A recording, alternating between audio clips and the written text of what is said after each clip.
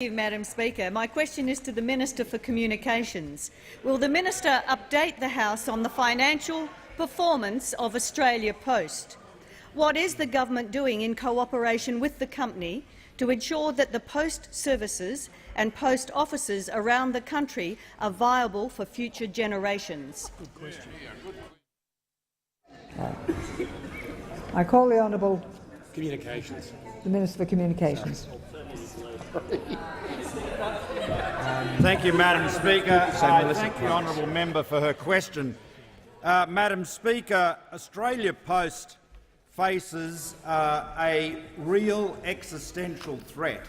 Its letters business is declining year after year, and we are now at the point where the losses in the letters business, which have totalled since 2008 over $1.5 billion, will shortly overwhelm the profits in the rest of the business. If nothing is done to reform Australia Post, the government would, over the next decade, have to tip in nearly $7 billion of subsidies. So plainly there has to be change. And that is why we've announced today, or the company has announced today, two big reforms. The first is that the service obligations will be changed so as to allow a two-speed letter service. So there'll be a regular service, which will be the regulated service, which will arrive generally 2 days later than it currently does. This will result in a very significant reduction in costs over time. There'll be a priority service which will be delivered under the current timetable, obviously at a higher rate.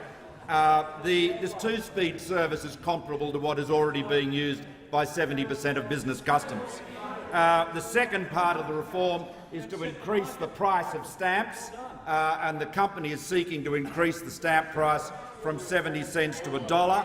And over the next 3 or 4 years or thereabouts, the letters business should be able to get back into the black, which is exactly where it should be. Now, this is absolutely critical, and I want to acknowledge the way in which the company has consulted widely on this. Now, let me make 2 points about the stakeholders. Firstly, the employees of Australia Post. There are 32,500 employees of Australia Post. Obviously, there are implications for jobs in these changes. However, I note that the company has a Post People First program, and over the last few years, as jobs have gone from the letters business, 61% of those people have been successfully redeployed elsewhere in the company. The company has a 3 R's policy: retrain, redeploy, and then redundancy as a last resort.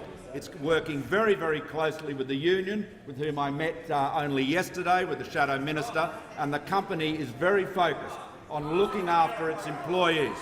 Finally, the licensed post offices, small businesses, there are 2,900 of them. They have been doing it tough during this period.